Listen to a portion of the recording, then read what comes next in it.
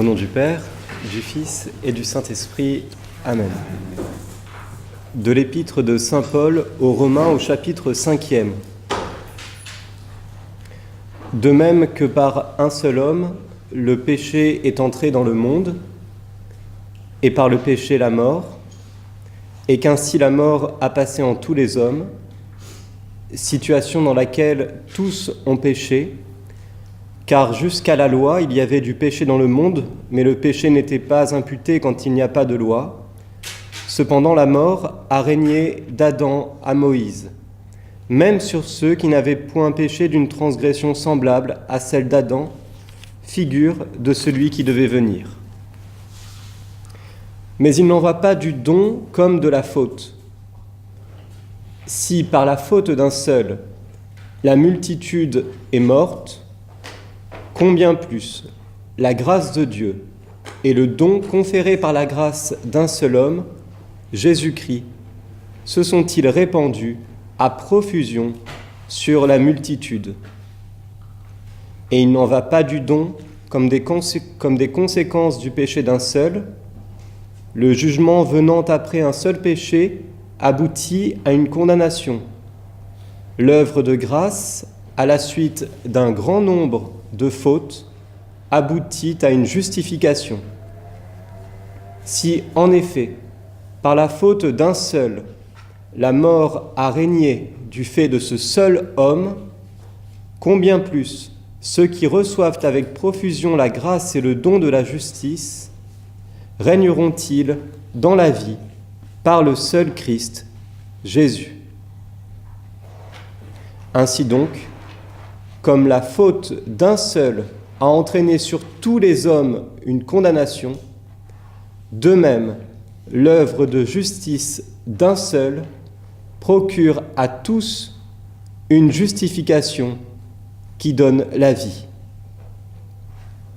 Comme en effet par la désobéissance d'un seul homme, la multitude a été constituée pécheresse, ainsi par l'obéissance d'un seul, la multitude sera-t-elle constituée juste. La loi, elle, est intervenue pour que se multipliât la faute. Mais où le péché s'est multiplié, la grâce a surabondé.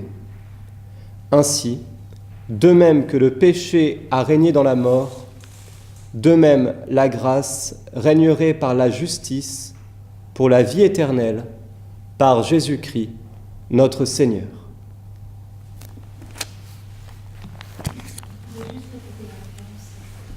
Donc, Romains chapitre 5, versets 12 à 20.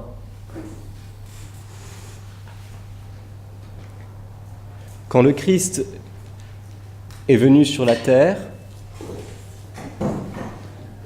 quand il a œuvré pour notre salut, quand sur la croix il est monté et a mérité pour nous le salut éternel, il a manifesté l'immensité de l'amour de Dieu. Il a manifesté la puissance de Dieu, mais aussi sa miséricorde pour nous. Il a montré jusqu'où il était capable d'aller pour venir nous chercher. Aller jusqu'à s'incarner, lui qui est Dieu, se faire petit enfant, mener une vie d'homme pour être proche de nous, le plus proche de nous, et nous ramener à lui.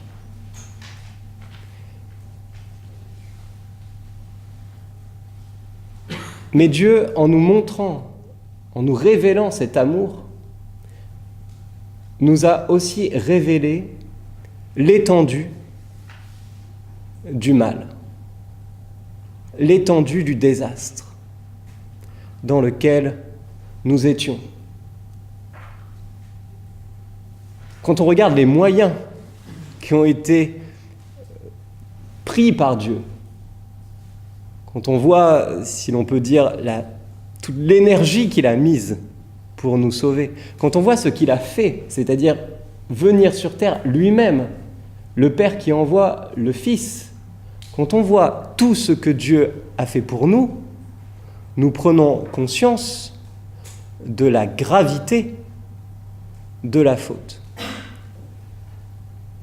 Nous prenons conscience du mal dans lequel nous étions, de la situation désastreuse dans laquelle nous étions embourbés, plongés. Et finalement, la révélation a deux faces.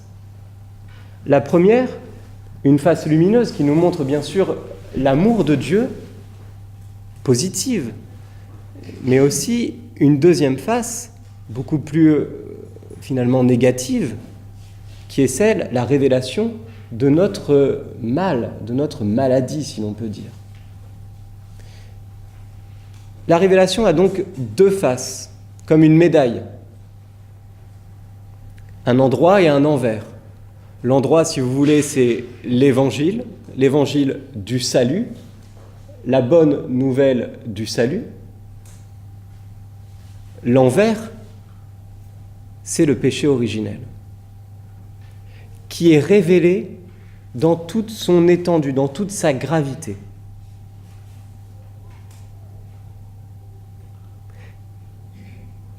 Cela veut dire que le Christ seul nous apprend et nous révèle ce qu'est le péché. En nous donnant le remède, il nous révèle en fait l'étendue de la maladie, la gravité de la maladie, la nature même de la maladie. Alors bien sûr, il avait commencé à révéler cette blessure, et le peuple d'Israël à qui il s'est manifesté avait bien dit déjà, avait bien vu, avait bien compris la gravité de cette faute. Le livre de la Genèse, c'est le premier livre de la Bible, de l'Ancien Testament. Il suffit de penser aussi au livre de Job, chapitre 4 par exemple, où Job prend conscience aussi du péché de tout homme, de l'impureté de tout homme. Il suffit de penser au psaume 50. « Dès le sein de ma mère, j'étais pécheur ». Le roi David qui demande à Dieu de venir enlever la faute, la souillure de son péché, du péché qu'il vient de faire, vous savez, avec Bethsabée, puis tous les péchés aussi qu'il a certainement dû commettre. Mais également, David a la conscience d'un péché qui l'affecte en profondeur, et même avant qu'il naisse, ce qui est tout à fait étonnant quand on y réfléchit.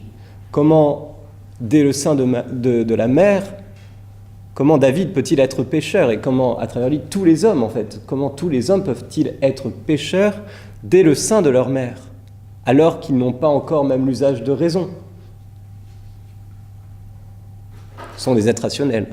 Non, l'embryon a une âme rationnelle, mais ils ne sont pas encore l'exercice de la raison. Ils ne peuvent pas poser des actes volontaires. Et pourtant, le peuple juif a cette conscience très forte, notamment à travers Job, David, de ce péché qui affecte chaque personne. Donc oui, Israël avait une conscience de ce péché. C'est pas apparu avec saint Paul, comme on peut le dire. La doctrine du péché originel serait arrivée tardivement, c'est le fruit d'un christianisme tardif et même d'un dévoiement d'un certain Paul qui en fait a changé les choses, et ce n'était pas du tout la mentalité juive. Bien sûr que non, c'est dans les Écritures. Mais il est vrai que le Christ, en venant sur terre, en s'incarnant, en nous sauvant, nous a manifesté la profondeur du mal, la nature de ce mal, et que saint Paul, qui a recueilli et qui est inspiré par l'Esprit Saint, et qui lui-même, juif, a saisi de l'intérieur du judaïsme et éclairé par le Christ, a saisi la vraie nature du péché, qui, avant d'être un péché actuel, c'est-à-dire par les actes que vous pouvez poser volontairement dans votre existence, est d'abord un péché qui affecte toute notre nature.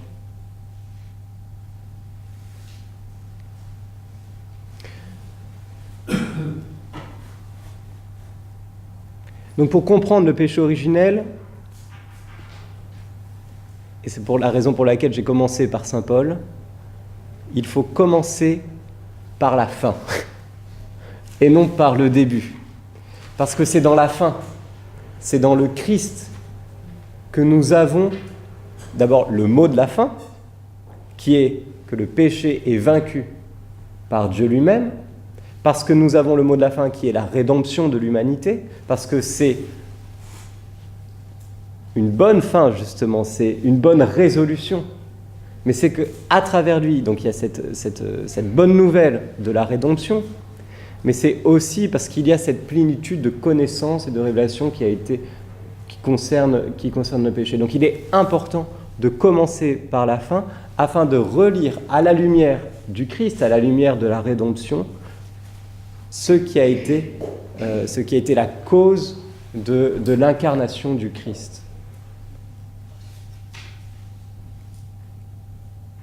C'est, si vous voulez, une fois qu'on est à nouveau en bonne santé, qu'on peut regarder ce qui s'est passé, dans quel état on était, de bien comprendre et d'avoir le recul suffisant pour pouvoir le comprendre et voir à travers la rédemption, la guérison, par quelle épreuve nous sommes passés.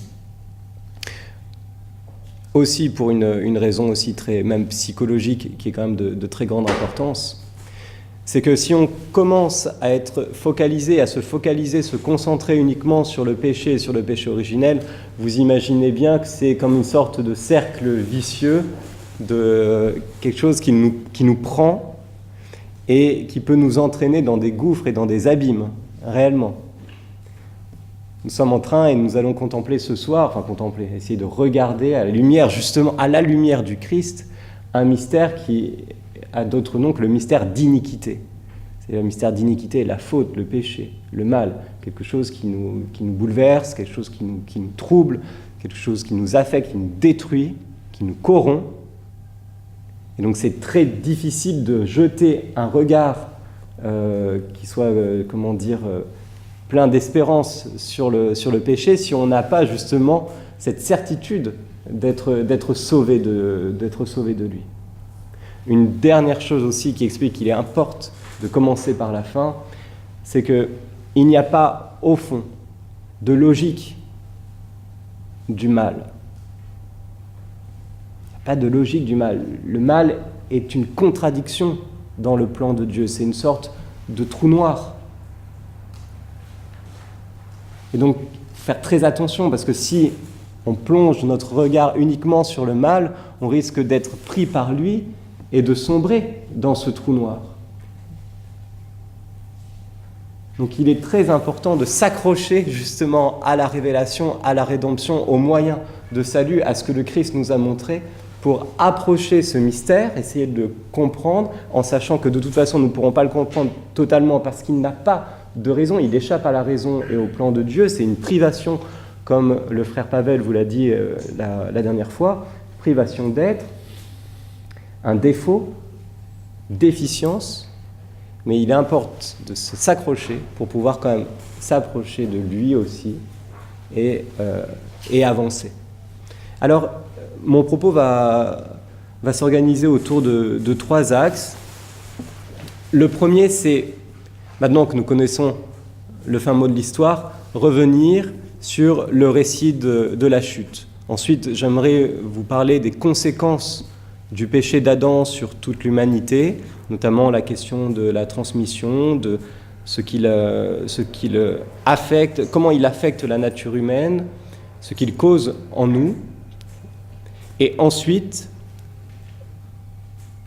j'aimerais parler justement de cette rédemption et de la manière dont Dieu, alors ce serait une partie plus rapide, mais la manière dont Dieu restaure notre personne, puis notre nature. Alors tout d'abord, le récit de la chute. Le récit de la chute se trouve dans le chapitre 3 du livre de la Genèse.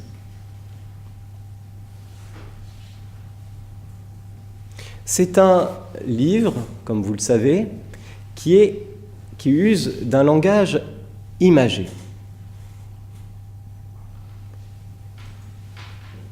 qui a des éléments même mythiques et qui emprunte à certains récits, même anciens, plus anciens, et d'autres cultures. Il y a même des parallèles qui peuvent être faits. Cependant, à travers ces images, à travers même certains de ces emprunts, est exprimée une vérité sur un événement primordial, un événement historique, qu'on ne peut approcher que par ce récit. Et la tradition de l'Église, le magistère récent l'a rappelé, a toujours vu dans le récit de la Genèse et dans le récit de la chute, le récit d'un événement qui a bien eu lieu.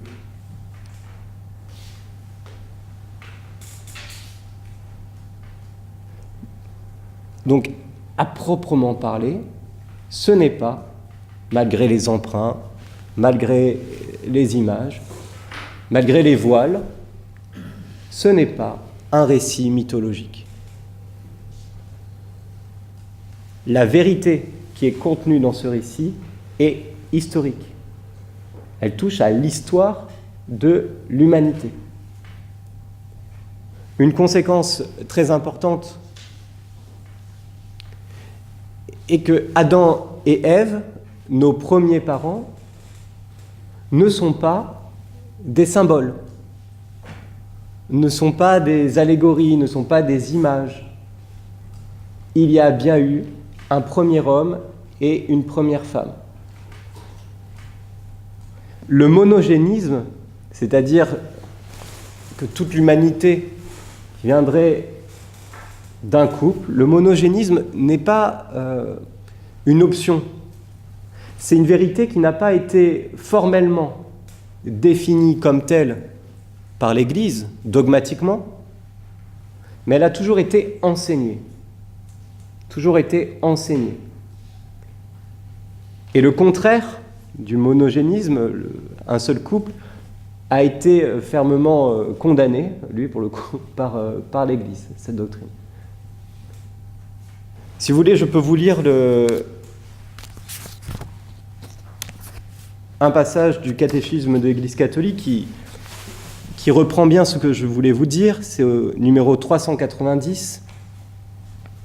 Le récit de la chute utilise un langage imagé, mais il affirme un événement primordial, un fait qui a eu lieu au commencement de l'histoire de l'homme. La révélation nous donne la certitude de foi que toute l'histoire humaine est marquée par la faute originelle librement commise par nos premiers parents.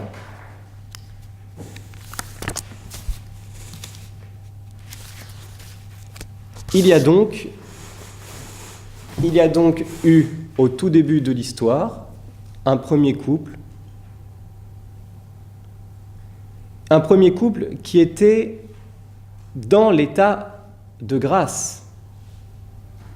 Car Dieu n'a pas créé l'homme et la femme, comme il n'a pas créé les anges, sans la grâce. Quand il a créé, il a donné à ces créatures tout ce dont elles avaient besoin pour rejoindre et atteindre plutôt la fin surnaturelle qu'il avait fixée depuis toute éternité pour ces créatures raisonnables. C'est-à-dire que pour les anges et pour les hommes, Dieu a voulu se donner à elles, il a voulu être lui-même la fin dernière de ces créatures, et surtout, il a voulu être la fin dernière, c'est-à-dire il a voulu que ces créatures puissent participer à sa vie divine. C'est la fin surnaturelle. Donc c'est étonnant quand même que nous avons été créés pour une fin qui dépasse notre nature, une fin surnaturelle. La petite fourmi n'est pas créée pour une fin surnaturelle. Les animaux ne sont pas créés pour une fin surnaturelle.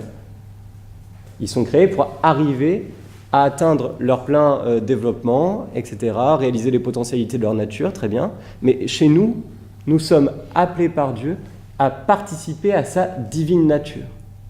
Et donc, quand Dieu nous a créés, quand il a créé les anges, il les a créés en pleine possession de leurs moyens, non seulement naturels, mais surnaturels. Il les a créés en état de grâce. Et ça, c'est très très important pour comprendre le péché originel, qui est, je vais le dire, mais une privation de la grâce. Mais ça veut dire qu'il faut se rendre compte aussi de la gravité et des dégâts du péché originel. On peut s'en rendre compte à partir du moment où l'on comprend que Adam et Ève avaient été placés très haut, très très haut. Ils ont été créés dans l'état de grâce, avec des privilèges. Alors, je ne sais pas combien de temps ça a duré, cette vie dans l'état de grâce. Peut-être que ça a duré que quelques minutes, j'en sais rien. Mais en tout cas, ils ont été créés très haut, avec des privilèges qui font rêver. Adam avait une harmonie parfaite avec Dieu, était dans l'harmonie parfaite avec Dieu. Et du fait de cette harmonie, même saint Thomas dit par exemple, Adam, Dieu communiquait, parlait à Adam de cœur à cœur. Il n'y avait pas le besoin de passer par des signes sensibles parce que l'homme était accordé à Dieu, presque naturellement si vous voulez. Donc il y avait une sorte de communication facile, aisée avec Adam. Et l'homme avait une communication facile et aisée avec Dieu, un face-à-face. Cela ne veut pas dire qu'Adam avait l'évidence de Dieu. Il était dans la grâce, c'est-à-dire sous le régime de la foi. Il ne voyait pas Dieu, il croyait en lui. Mais il y avait cette communication.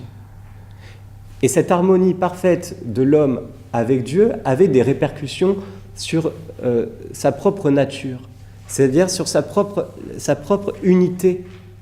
Sa propre unité.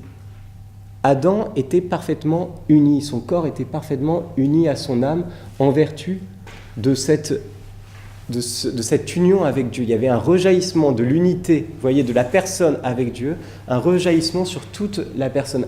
Comme on peut le voir un petit peu nous, selon notre mode, quand nous sommes en bon terme avec Dieu, nous sommes aussi en bon terme avec nous-mêmes.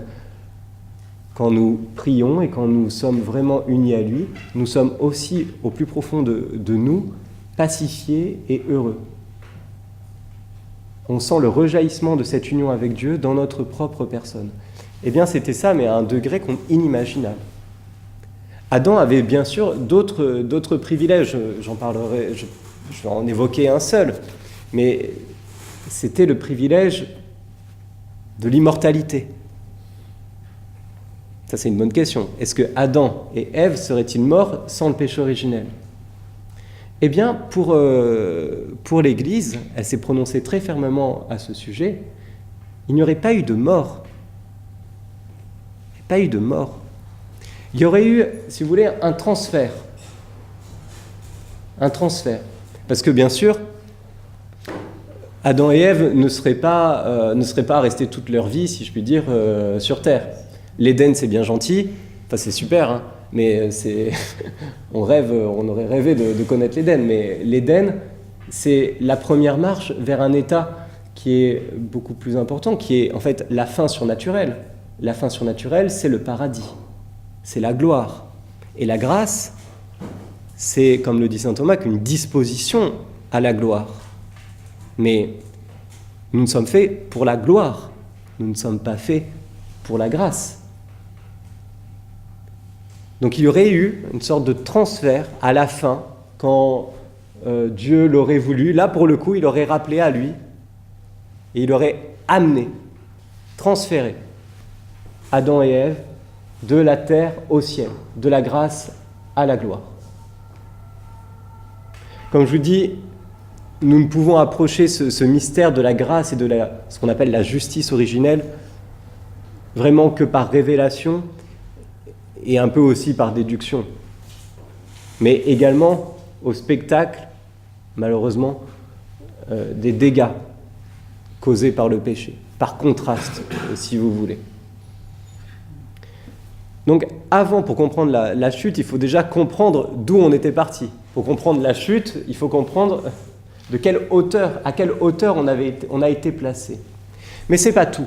Pour comprendre le péché originel, il faut comprendre une autre chute première, qui est un autre péché, qui est la chute des anges, qui est le péché des anges.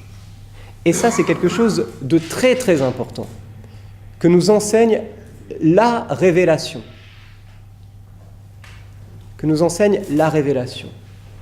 La révélation nous parle d'un péché angélique qui précède le péché des hommes. Quand vous regardez et quand vous lisez les ouvrages des philosophes, qui ne sont pas des philosophes qui ne sont pas chrétiens, ou alors de très loin, mais quand on regarde quand un philosophe regarde le mal, même le mal humain, son regard est extrêmement limité. Il le conçoit comme une erreur, comme une faute, mais il ne rend pas compte de la tragédie qui s'opère dans le mal, que l'homme fait de son péché par rapport à Dieu. Donc, comme il n'a pas la révélation et comme il ne croit pas, il ne voit pas déjà les conséquences du péché vis-à-vis de Dieu. Mais aussi, il réduit le péché, il réduit le mal simplement à la sphère humaine. Ce qui est terrible, parce que nous, dans l'expérience, et tout homme le sent très confusément, mais le sent quand même, c'est que dans le mystère du mal, on sent qu'il y a beaucoup plus que l'homme. On sent que l'homme est dépassé même par ce qu'il fait, consterné par ce qu'il fait. On sent qu'il y a un déchaînement dans le mystère du mal et du péché, un déchaînement qui n'est pas le fait seulement des hommes.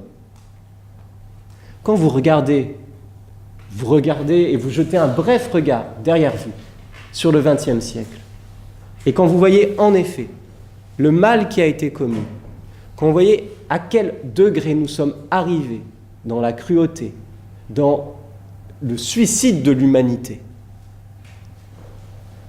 eh bien, on perçoit derrière la folie des hommes, on perçoit un déchaînement diabolique. On perçoit une volonté maléfique. On perçoit un autre mystère derrière les hommes. On sent que d'autres tirent les ficelles. Je ne déresponsabilise pas les hommes, évidemment. Mais pour dire qu'il y a toujours dans le mystère du mal, et la révélation nous l'enseigne, qu'il y a dans le mystère du mal non seulement le péché de l'homme, mais d'abord, et presque avant tout, le péché des anges. Satan n'est pas le petit diable aux cornes rouges, tel qu'on le représente bêtement et de manière assez ridicule, pour se dispenser de croire en lui. Le démon est un être réel qui a entraîné réellement avec lui d'autres anges pervertis. Et ce sont eux qui ont détraqué par leur liberté, leur volonté, leur intelligence supérieure, qui ont détraqué la création de Dieu, le plan de Dieu. Et cela nous est révélé d'emblée, tout de suite, d'entrée de jeu, dans l'Écriture, à travers le livre de la Genèse. Avec cette image du serpent. Alors bien sûr, les serpents ne parlent pas, donc c'est une image. Je n'ai jamais vu un serpent parler. Mais à travers l'image du serpent qui tente Adam et Ève, nous avons cette figure du péché angélique qui est premier. Le Christ le dit très bien. Le Satan est homicide dès l'origine. Il est homicide. Homicide, ça veut dire il veut tuer les hommes. Le mot grec, c'est anthropoktonos, tueur d'hommes, un mangeur d'hommes. Il déteste les hommes. Il est père du mensonge, il est homicide, il est tueur d'hommes.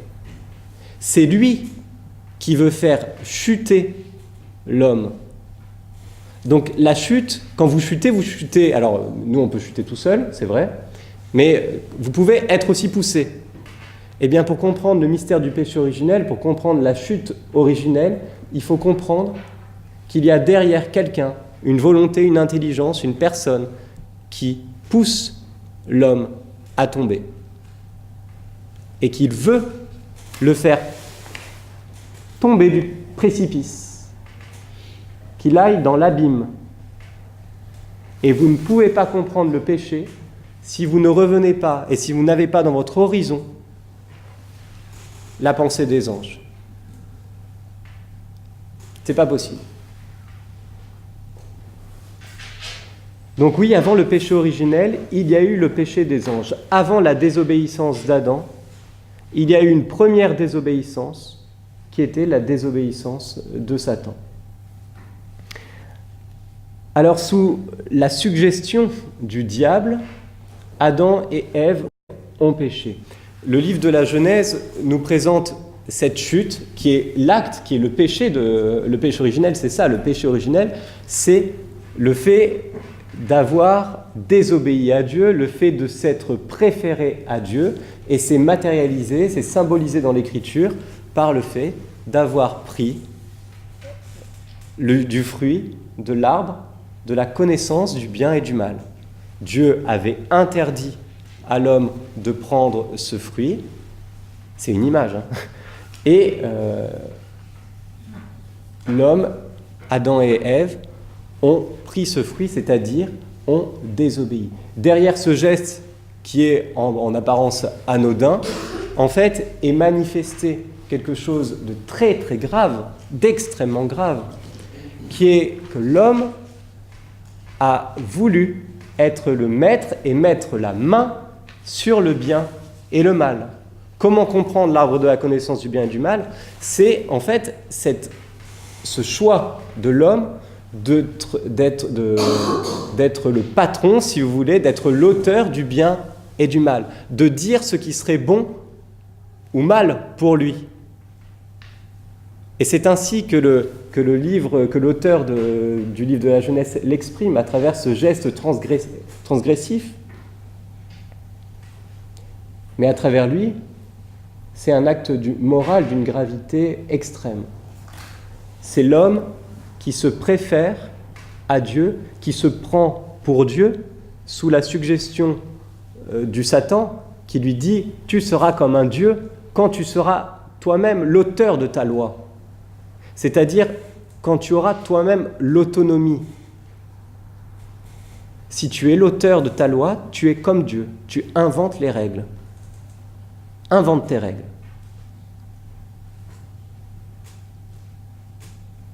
Et ça, ce péché, malheureusement, on en est dépendant et on le fait en fait toujours. On le répète toujours. Quand on décide nous-mêmes d'être l'auteur de notre propre vie, quand on décide nous-mêmes d'inventer les règles, de passer outre, et quand nous nous prenons nous-mêmes pour les producteurs des normes, ce qui est bien et mal. C'est nous qui en décidons. Non, Dieu avait dit, tu ne décideras pas, tu ne mettras pas sur l'arbre, la main sur l'arbre de la connaissance du bien et du mal, tu ne mettras pas la main sur le bien et le mal. Et l'acte de chute, c'est cette préférence de l'homme qui passe outre, qui fait sans Dieu et qui tombe définitivement. D'autant plus qu'il avait, comme je vous dis, tout reçu pour être dans l'amitié avec Dieu. Donc c'est un choix qui est volontaire, c'est un choix qui est libre, c'est un choix qui est fait en pleine connaissance de cause, d'où sa gravité. Alors, si le choix de l'ange est irrévocable, parce que l'ange a une nature tout à fait spéciale, qui fait qu'il se met tout entier il choisit sa fin dernière en un seul acte. Nous, on ne choisit pas notre fin dernière en un seul acte. Donc ça veut dire que chez nous, on est quand même beaucoup plus lent, etc. Et on peut revenir, on peut faire un acte mauvais, mais comme on n'a pas tout donné, on peut revenir, heureusement. Enfin, ça, c'est notre faiblesse, et en même temps, là, c'est notre chance. Parce que l'ange, une fois qu'il a décidé pour Dieu ou contre Dieu, c'est fini. Mais cependant, on était en pleine connaissance de cause. Et on a refusé. On s'est préféré à Dieu. Nous avons été précipités en dehors de l'amitié avec Dieu. Alors, quels ont été les effets immédiats pour Adam ? Mais tout d'abord, il y a eu cette séparation avec Dieu, qui est très bien symbolisée dans l'Écriture à travers le fait que l'homme se cache dans le jardin, refuse de voir le Créateur, ne répond plus à son appel. Dieu lui parle et Adam ferme ses oreilles, bouche ses oreilles, il ne veut plus le voir, se coupe de lui. C'est la première division. La première division, la perte de la grâce a fait qu'il n'était plus connecté à Dieu. La grâce originelle, le connecter, comme je vous dis, à Dieu, même c'était ce cœur à cœur, et il y a un appel de Dieu qui reste sans réponse. L'homme joue aux abonnés absents. Je ne suis plus là. Et la première question de Dieu à l'homme, c'est « Adam, où es-tu ? Où es-tu ? Où t'es-tu caché ? Dans quelles ténèbres t'es-tu plongé ? Où est-ce que tu es allé te fourrer ? Où es-tu ? La division, la perte de la grâce, déconnecté de Dieu. La déconnexion à Dieu, comme je vous dis, ça entraîne pour l'homme une déconnexion avec lui-même. L'âme n'est plus unie au corps de la même manière. Le corps désobéit. Le corps, on l'a entendu là encore avec les frères, la loi de la chair, alors il ne faut pas comprendre uniquement celle du corps, mais s'oppose à l'esprit. On sent en nous des impulsions contradictoires. On n'a plus la maîtrise de nous-mêmes. Saint Paul le dit, je fais le mal que je ne veux pas, et le bien que je voudrais faire, je ne le fais pas. Et on sent en nous des passions, des appétits qu'on n'arrive plus à maîtriser. On sait que c'est pas bien de faire ça, et on le fait, parce qu'on est entraîné par nos propres penchants. C'est pas tant finalement le corps en lui-même, le corps lui-même, il fait pas de mal, il suit les impulsions de la sensibilité, c'est l'âme qui n'est plus en mesure de coordonner, de maîtriser, d'ordonner. Alors qu'avant, on était, si je prends un exemple, on était comme des danseurs, avec un corps qui obéit aux moindres impulsions de l'esprit, eh bien là, nous devenons une sorte de pantin désarticulé, une faiblesse, une division interne. Autre effet immédiat du péché originel, très bien marqué dans les Écritures, c'est évidemment la division entre nous, division avec Dieu, division intérieure, mais division aussi entre nous, entre l'homme et la femme, entre les hommes entre eux, mais d'abord entre l'homme et la femme.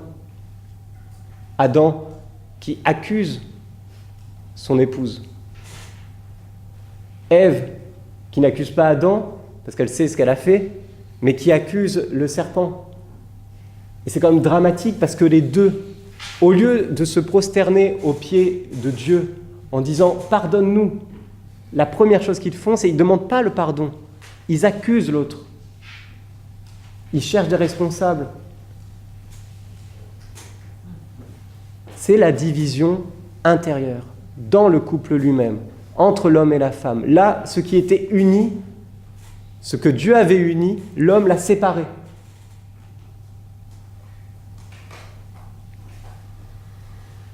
La division de l'homme avec la création. C'est dans les peines du péché les peines du péché. Une des peines, c'est que l'homme va travailler le sol qui va devenir rétif. Et là, à travers rien que ce petit verset, vous avez en fait tout un dérèglement du rapport de l'homme à la nature. Lui qui était censé servir la création et lui faire donner le meilleur d'elle-même, la création se rebelle. Et lui-même se met à la dominer, à la servir, avec toutes les conséquences que nous connaissons aujourd'hui. L'homme est déconnecté, coupé de son propre milieu de vie. Il va devoir travailler maintenant à la sueur de son front. Il va devoir combattre la terre qui le porte, en venir à bout, division avec le milieu. Et la division peut être une des divisions suprêmes, ou plutôt c'est un effet, parce que la première division c'est la division de l'homme avec Dieu, mais celle qui est entraînée, c'est le salaire du péché, c'est la mort. Alors là, c'est le corps qui se sépare de l'âme, alors que Dieu ne voulait pas que ça se passe ainsi. Et là, il y a la séparation. Séparation. L'homme a perdu son privilège, ce privilège que Dieu lui avait donné par la grâce, qui était d'être une certaine forme d'immortalité. Eh bien, il a perdu ce privilège de grâce et il fait que, comme il ne maîtrise plus son corps se corrompt. Il devient vulnérable aux agents extérieurs, aux agents intérieurs de corruption, aux maladies, etc. La mort est le salaire du péché. La mort est entrée dans le monde. Par la faute de qui ? Par la faute d'Adam.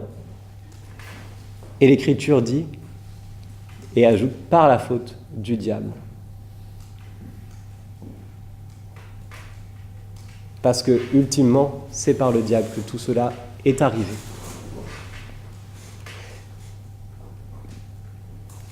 Les conséquences ne s'arrêtent pas à Adam et Ève.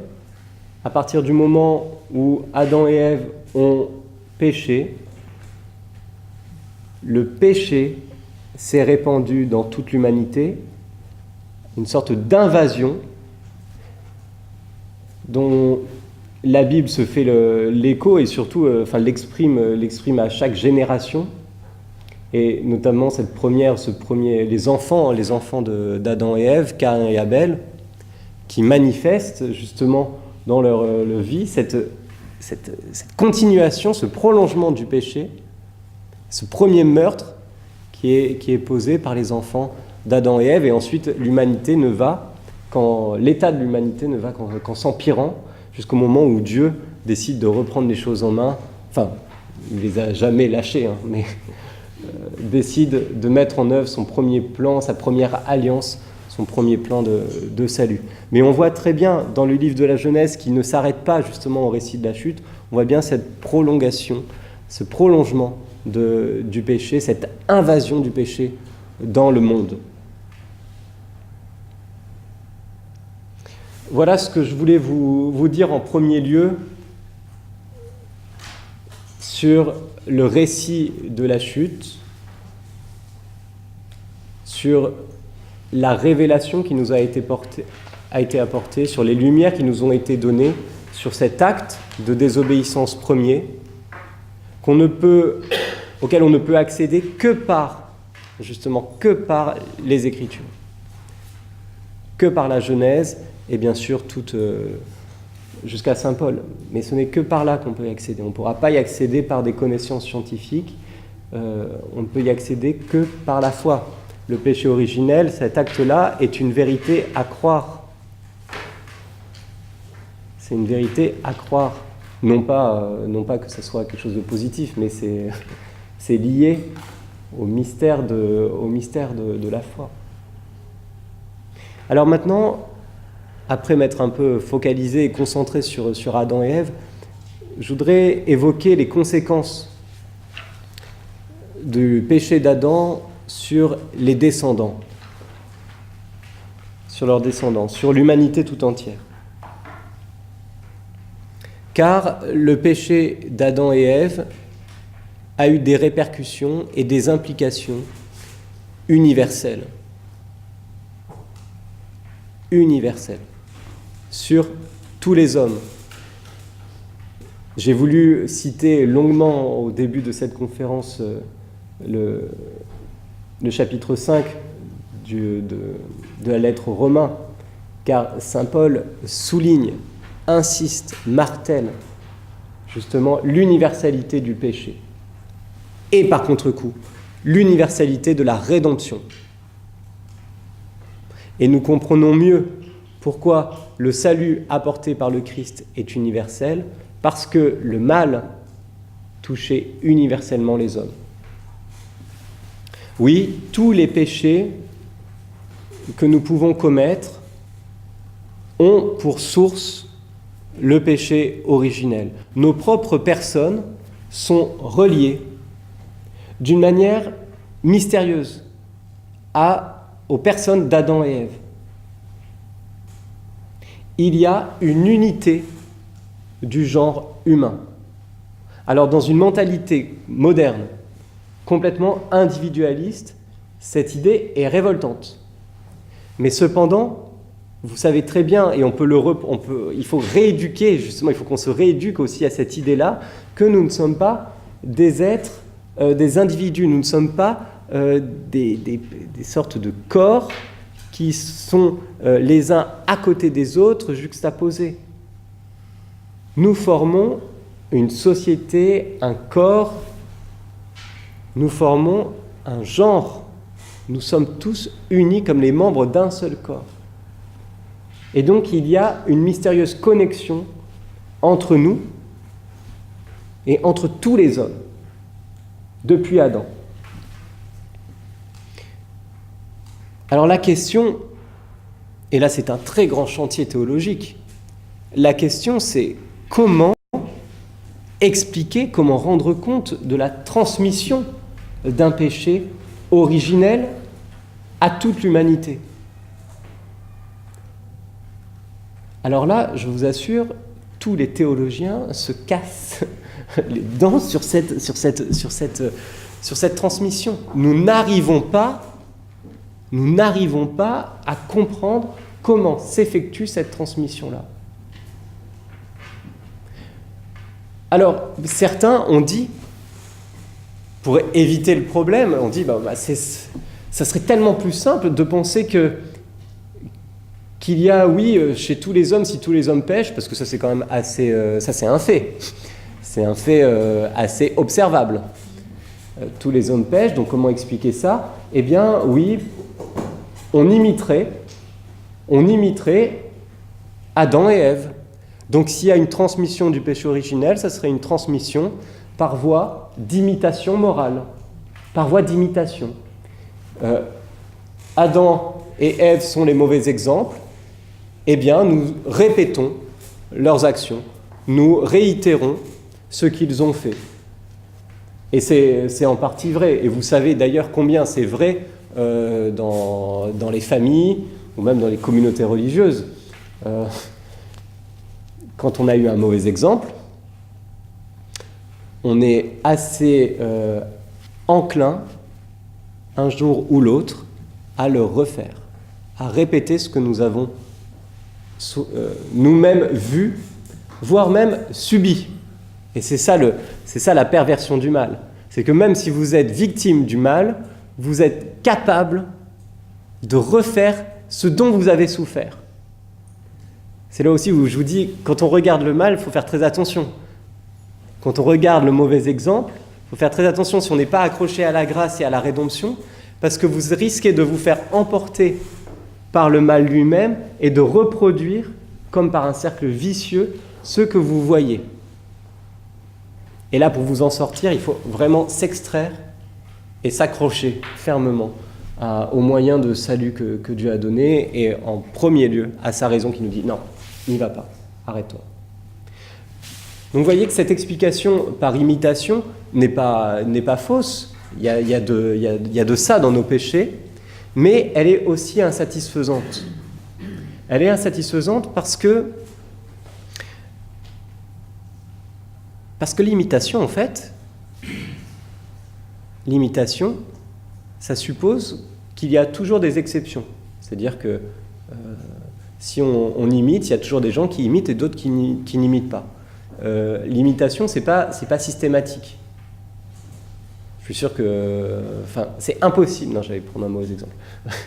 Mais c'est impossible, si vous imitez quelque chose ou quelqu'un, que tout le monde le refasse ou que tout le monde le fasse pareil. Alors que là, dans le péché, tout le monde pêche systématiquement.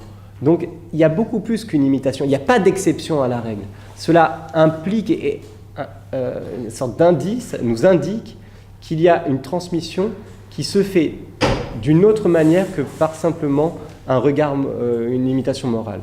Il y a une propagation du péché, une universalité qui ne peut s'expliquer que par voie de génération. Et l'Église a toujours tenu que le péché se transmettait par voie de génération. Alors là, il faut faire attention. Qu'est-ce que ça veut dire que le péché originel se transmet par voie de génération ? Deux erreurs possibles, très graves.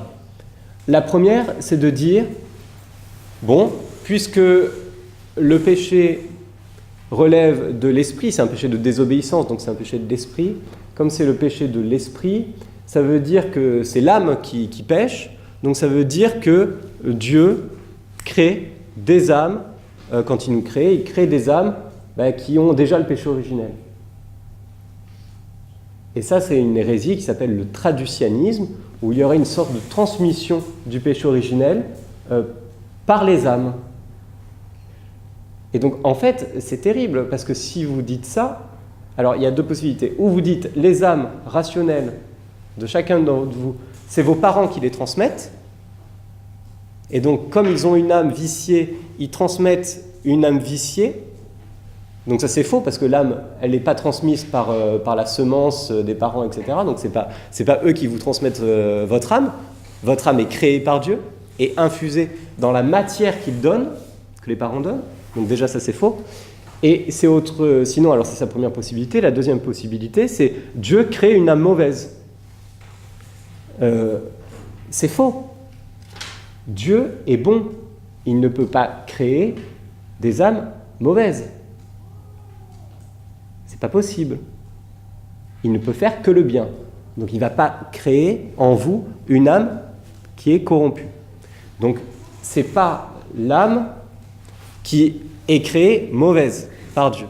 Donc deuxième possibilité, deuxième hypothèse et deuxième erreur, si le péché originel se transmet par voie de génération, cela veut dire que c'est le corps lui-même qui est mauvais. Mais là, il y a quelque chose quand même aussi, il y a un problème. C'est que, contrairement au dualisme et au gnosticisme, nous ne pensons pas que la chair en elle-même soit mauvaise.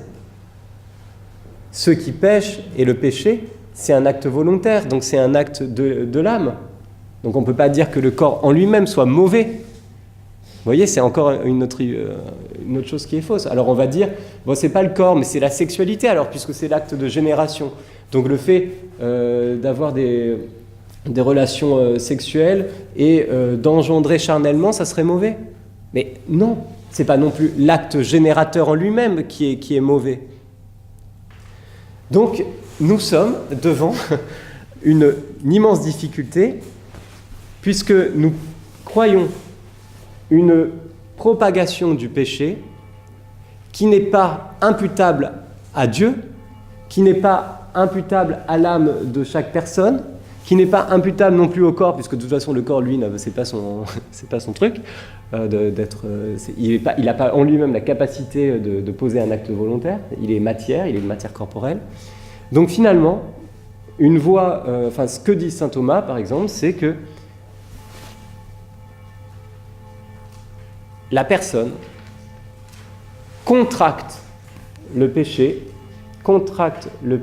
originel au moment où l'âme bonne est infusée dans le corps, dans la matière corporelle. Et qu'il y a quelque chose, en effet, dans le corps, mais qui ne fait pas du corps le coupable, qui est contracté par l'âme à ce moment-là. Je ne peux pas vous en dire plus. Je ne comprends pas. Je ne comprends pas. Il y aurait des recherches à faire sur cette propagation du corps dans le corps sans être du corps lui-même, dans la génération sans être de l'acte générateur, et qui passerait d'individu en individu, et qui serait le milieu vicié dans lequel l'âme, en contractant et en informant le corps, contracterait aussi le péché originel. Je ne sais pas. Donc si vous avez des hypothèses, réfléchissez bien avant de parler. Mais si vous avez des idées, soumettez-les au frère Gilbert Narcisse et il vous dira si peut-être vous avez trouvé la solution qu'Augustin, les plus grands pères de l'Église, mais c'est possible, saint Thomas d'Aquin, etc., n'ont peut-être pas résolu. Mais peut-être que à son école, vous y arriverez. En tout cas, moi, je ne sais pas.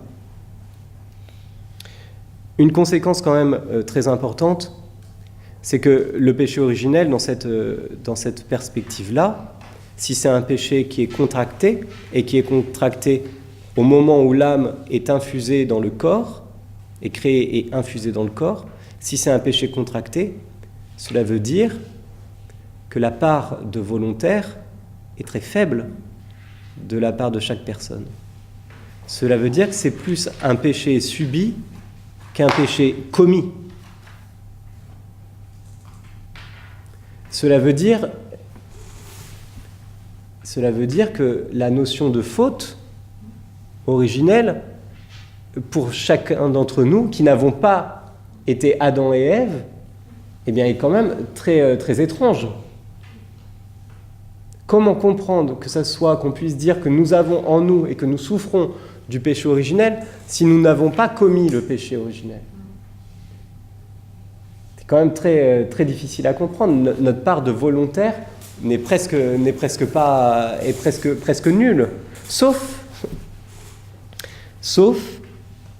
si l'on se rappelle ce que je vous ai dit sur l'unité du genre humain.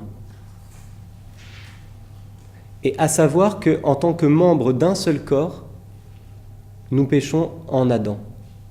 Et c'est ainsi que les pères ont compris le fameux verset 12 du chapitre 5 de l'Épître aux Romains, « En Adam, in quo, tous ont péché ». En Adam, nous avons tous péché. Comment l'expliquer? Personnellement, non. Mais en fait, si, personnellement, dans l'unique personne de l'humanité, oui. Et là, il y a un double regard à poser. Sous le rapport de l'individu en tant que tel, le péché est quasiment pas un péché au sens c'est une faute, mais il y a la part de volontaire qui est très réduite. Mais en tant que membre de l'humanité, oui, nous avons bien péché en Adam. Et donc oui, nous sommes coupables de ce péché-là. Là aussi, théologiquement, ça tire beaucoup. Mais là, je crois qu'il y a une piste de recherche beaucoup plus facile, en tout cas beaucoup plus facile, non, mais quelque chose qu'on entrevoit, qui est sur l'unité du genre humain, à développer. En tout cas, nous pouvons nous appuyer sur une pratique de l'Église qui nous renseigne aussi sur ce péché originel et contracté par chacun, qui est la pratique du baptême des petits-enfants. Vous connaissez cet adage, lex orandi, lex credendi. La loi de la prière manifeste la loi de la foi, la règle de la foi. La règle de la prière manifeste la règle de la foi. Et les deux sont unis. Regardez la liturgie, vous saurez quelle est la foi de l'Église. Et quelle était la liturgie et la pratique des chrétiens depuis toujours? Ça a été de baptiser les petits-enfants. Et cela nous manifeste que, oui, chaque personne contracte bien ce péché, même si l'enfant semble innocent et n'a rien demandé. Ce qui nous montre bien qu'il ne faut pas abandonner l'idée selon laquelle chaque personne contracte le péché originel et chaque personne pêche en Adam. Parce que la pratique du baptême nous le montre. Saint Augustin a dû combattre, vous savez, son grand ennemi. Vous connaissez le grand ennemi de Saint Augustin? Un des grands ennemis. Jérôme? Non. Non. Pélage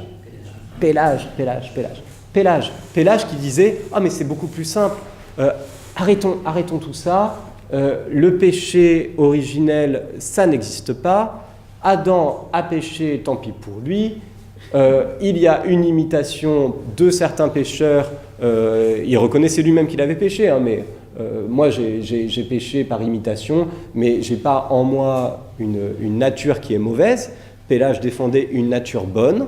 Tous les hommes naissent bons, sans la faute originelle, sans le péché. Et donc le baptême pour lui des enfants, des petits-enfants, était une absurdité. Il ne voulait pas baptiser des enfants. S'il le baptisait, c'était pour le symbole, vous voyez peut-être. Mais il n'y avait rien à pardonner en fait. Il n'y avait rien à purifier. Et saint Augustin s'est fermement opposé à Pélage. Alors, il y avait eu un concile, le concile de Carthage aussi, qui avait déjà mis un bon coup à Pélage, mais saint Augustin, après, a déployé cette doctrine-là. Non, la pratique liturgique nous montre que chaque enfant commet et contracte le péché originel en tant que nous appartenons tous à l'unique Adam, à une seule humanité.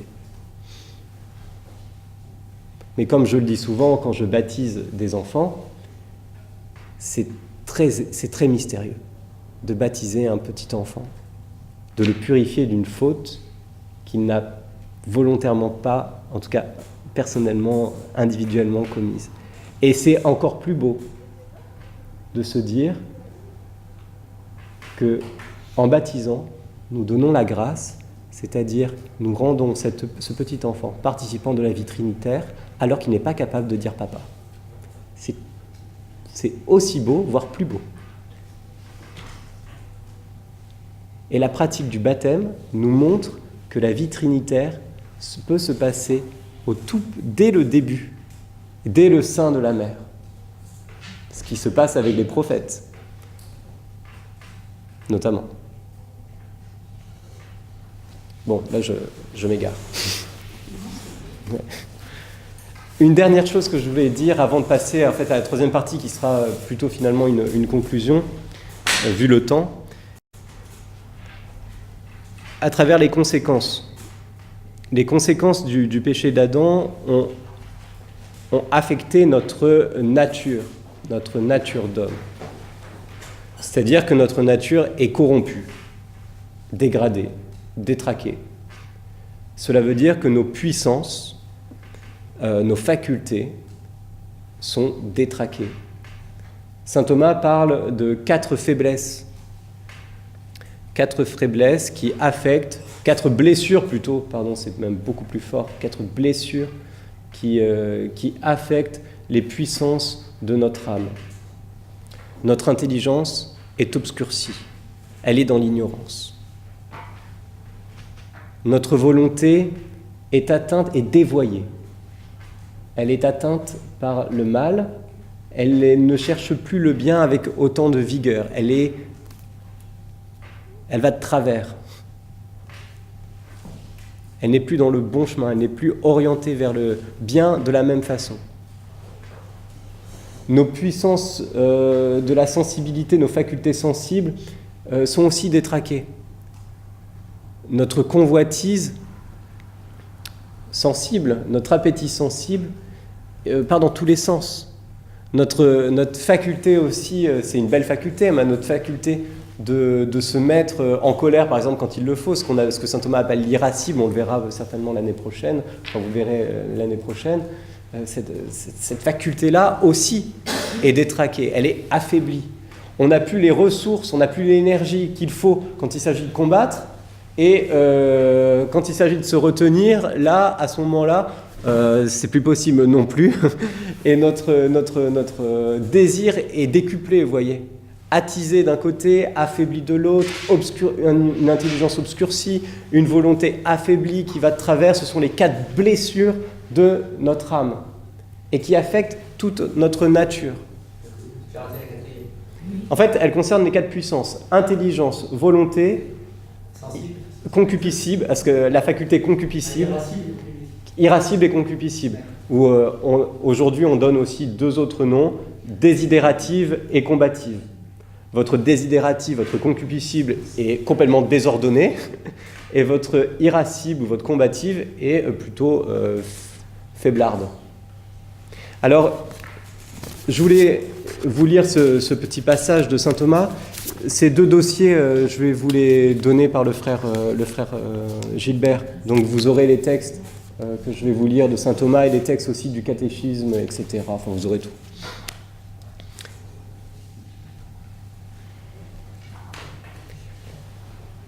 En tant que la raison est dépouillée de son adaptation au vrai, il y a blessure d'ignorance, dit saint Thomas. En tant que la raison est dépouillée de son adaptation au vrai, il y a blessure d'ignorance. En tant que la volonté est dépouillée de son adaptation au bien, il y a blessure de malice. En tant que l'irascible est dépouillé de son adaptation à ce qui est ardu, il y a blessure de faiblesse. En tant que le concupiscible est dépouillé de son adaptation à des plaisirs modérés par la raison, il y a blessure de convoitise. Ce sont là 4 blessures infligées à toute la nature humaine par le péché du premier père. L'inclination au bien est diminuée. L'inclination au bien est diminuée. La raison se trouve hébétée. Un hébétement de la raison. Un abêtissement de l'homme. Sans la grâce, l'homme est moins que l'homme. Sans la grâce, l'homme est moins que l'homme. On a perdu. Cependant, cette nature corrompue n'est pas totalement corrompue. Heureusement. Et là, c'est aussi un motif d'espérance. Ça nous renseigne sur le plan de création. C'est que, quel que soit le péché et la gravité du péché, on ne peut pas détruire la création totalement. C'est-à-dire que même si le péché a obscurci l'image de Dieu en nous, cette image n'est pas détruite. Ce qui veut dire qu'en nous demeure encore une inclination au bien, demeure une inclination au vrai, mais elle est pervertie, elle est détraquée, mais elle n'est pas totalement corrompue. Cela veut dire que l'homme, même sans la grâce, est encore capable de quelques biens proportionnés à sa nature. Ce qui fait que même les gens, ça c'est très important ce que je dis là quand même, parce que les gens qui n'ont pas la grâce, ils sont capables de faire du bien. Heureusement. Oui, heureusement, d'accord. Mais est-ce que le bien qu'ils font les sauve ? Non. Non, non et non. Ce qui sauve, c'est la charité. C'est le bien mu par la grâce. Le bien, l'humanité, n'est pas, par ses propres forces, capable de se sauver et d'entrer au ciel et dans la gloire. C'est la grâce qui sauve. Donc cela veut dire que le bien que fait l'humanité, donner un sandwich à un pauvre, c'est de l'humanité. On peut le faire mu par la grâce, mais si on le fait sans la grâce, c'est super, c'est très bien, mais ça ne vous garantit pas d'aller au paradis. Et aujourd'hui, on considère tout amour comme un amour salvateur, ce qui est faux. L'amour qui sauve, l'amour qui donne accès et qui ouvre les portes du paradis, c'est l'amour de Dieu en vous. Alors matériellement, ça peut être la même chose, vous donnez un sandwich à un pauvre, mais formellement, c'est tout à fait autre chose. Dans un cas, vous le faites et c'est une action sainte et c'est un amour de charité. Dans l'autre cas, c'est un amour humain qui ne vous conduit pas de soi au ciel.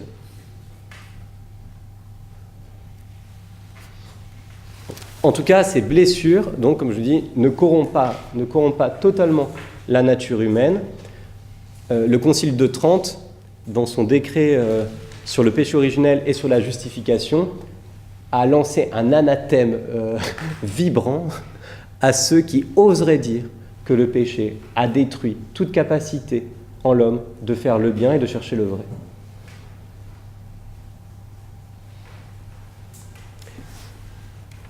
Mais bon, cependant, il faut quand même bien avouer que le péché nous a bien matraqués quand même. Hein.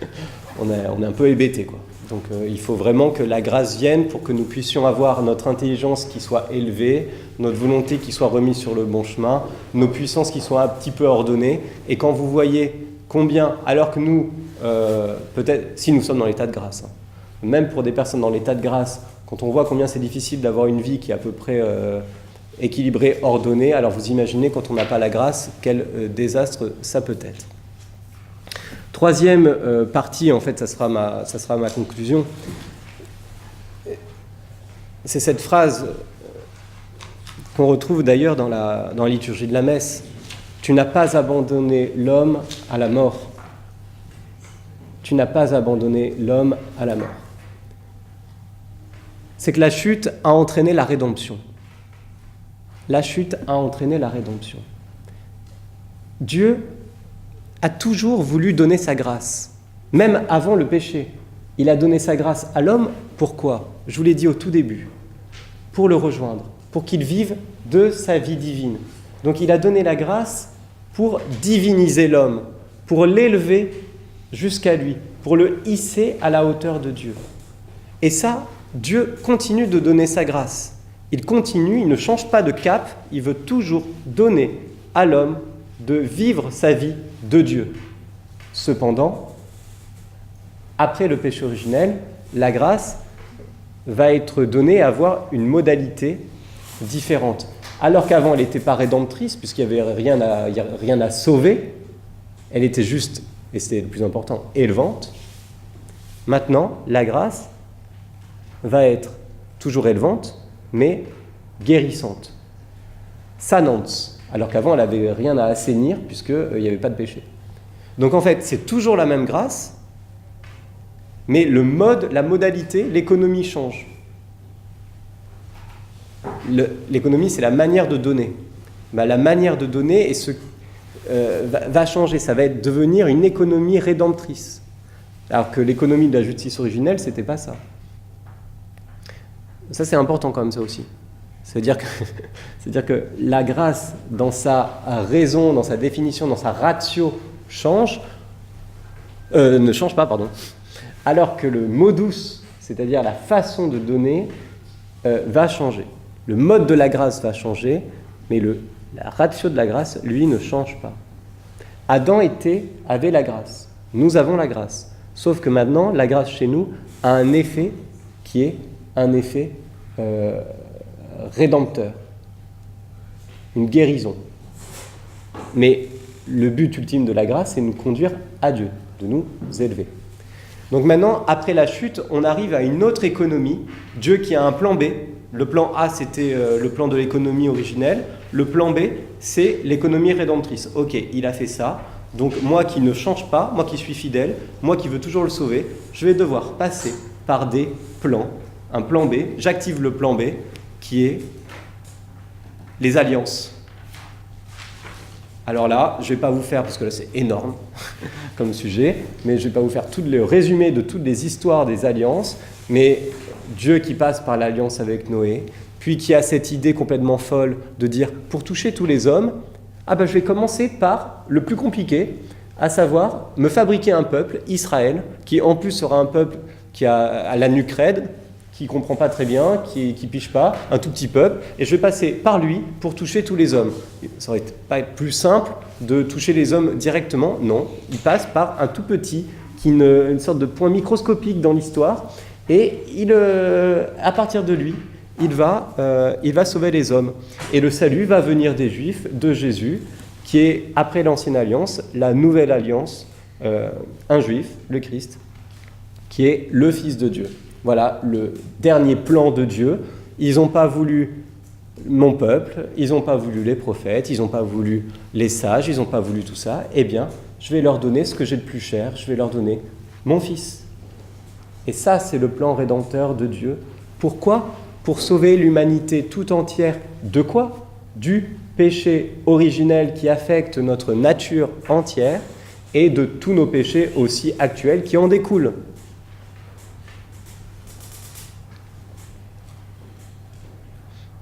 La dernière chose que je voulais vous faire remarquer, c'est par quel ordre s'effectue le salut et la rédemption. Le péché originel était passé par des personnes, Adam et Ève, qui avaient affecté notre nature d'homme, âme et corps. Et cette nature nous affecte chacun personnellement. Et chacun, nous sommes des victimes du péché originel. Et nous participons, victimes, et aussi, comme je vous l'ai dit, il ne faut jamais oublier la deuxième partie, et aussi acteurs. Eh bien, le péché affecte les personnes, Adam et Ève, qui affectent notre nature, et notre nature nous affecte personnellement. Eh bien, Dieu, pour nous sauver, va d'abord sauver les personnes avant de restaurer la nature. Regardez, quand vous recevez le baptême, la grâce du baptême, elle vous sauve personnellement. Vous êtes bien sauvé personnellement par le Christ. Cependant, votre nature, elle n'est quand même pas encore à la hauteur. Enfin, je dis votre nature, je dis la mienne aussi. Bien sûr. Je m'inclus totalement. Ma nature, âme et corps, elle n'est pas encore à la hauteur de la vie éternelle que j'ai reçue. Ce qui fait que ma nature d'homme, elle est encore marquée par le séquel du péché. Je vais mourir. On peut dire, mais comment ça ? C'est bizarre, parce que le baptême m'apporte la vie éternelle. Oui, mais le salut touche d'abord la personne, et la restauration de ma nature aura lieu plus tard. Et à quel moment ? À la fin des temps. À la fin des temps, au moment du jugement dernier, au moment de la résurrection des corps. Et c'est quand j'aurai un corps ressuscité et glorifié, à Dieu plaise, que, à ce moment-là, ma nature sera entièrement restaurée. Alors, je vais vous lire ce passage très beau de saint Thomas.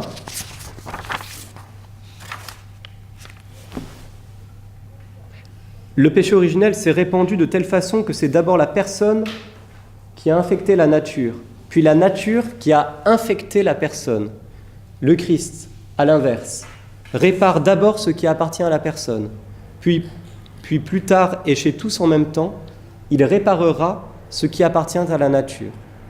Ainsi, la coulpe du péché originel, c'est-à-dire la faute du péché originel, et même la peine de la privation de la vision de Dieu qui concerne la personne, sont remises par le baptême. Par le baptême que vous avez reçu, vous avez en vous supprimé la faute du péché originel et vous avez supprimé la peine éternelle qui est liée au péché originel. Donc il ne reste plus en vous, maintenant, puisque vous êtes tous baptisés, que les péchés actuels et les peines qui sont liées au péché. Et si vous allez au purgatoire, c'est en raison des peines du péché que vous n'aurez pas complètement réparé durant votre vie. Mais par contre, vous ne souffrirez pas de la peine de la vision éternelle, qui est la peine du péché originel. Donc, il commence par réparer en nous supprimant, et c'est pour ça que le baptême est une nécessité. Parce que dans le baptême, nous avons la remise de la faute et de la peine du péché originel. Et quand un adulte est baptisé, il a la remise du péché originel et des péchés actuels et de la peine du péché originel et la peine du péché aussi actuel. Donc là, il est complètement blanc, ce qui est magnifique. D'où l'importance de l'évangélisation. D'où l'importance de l'évangélisation, mais offrez aux laïcs qui sont à côté de vous, mais proposez le baptême. Proposez le baptême à vos amis, aux personnes qui sont dans votre travail. Mais faites-le, même si vous paraissez fou, on s'en fout. Enfin, ce qui compte, c'est de sauver les âmes, les personnes. Enfin, on est trop frileux. Cette année, il y a eu un baptisé à Saint-Paul, mais un baptisé à Saint-Paul. Qu'est-ce qu'on fout? Qu'est-ce qu'on fout? Sérieusement. Dans une ville aussi grande que Bordeaux, on n'est pas capable d'enfanter plus de 2 âmes. On n'en enfante qu'une. Et encore, c'est même pas forcément grâce à nous, quoi. Non mais c'est incroyable quand même. Non mais sérieusement, je le dis un peu en plaisantant, mais en même temps ça me scandalise. Je me dis, c'est pas possible. Qu'est-ce qu'on fait? Alors ça dépend pas de nous, d'accord aussi. Enfin, si, quand même. Le Christ nous a dit, allez dans toutes les nations, baptisez-les au nom du Père, du Fils et de l'Esprit. C'est de la stérilité. Et donc là, il faut vraiment que tous, frères, vous-même, laïcs, on se pose des questions. Est-ce que, au fond, j'ai déjà proposé dans ma vie le baptême à quelqu'un? Je referme. Et si on l'a fait, est-ce que je l'ai proposé plusieurs fois? Je finis, parce qu'il est temps de conclure, sur cette phrase de saint Thomas. Le baptisé vit quant à son esprit, quant à sa mens, dans la nouveauté de l'Esprit Saint, mais quant à sa chair, il conserve encore la vétusté d'Adam. Cela veut dire qu'en nous, il y a encore tout le combat pour évangéliser toute notre personne, combattre les séquelles du péché originel et espérer un jour être dans la gloire et vivre de la jeunesse de l'esprit, restauré intégralement par Dieu lui-même. Je vous remercie.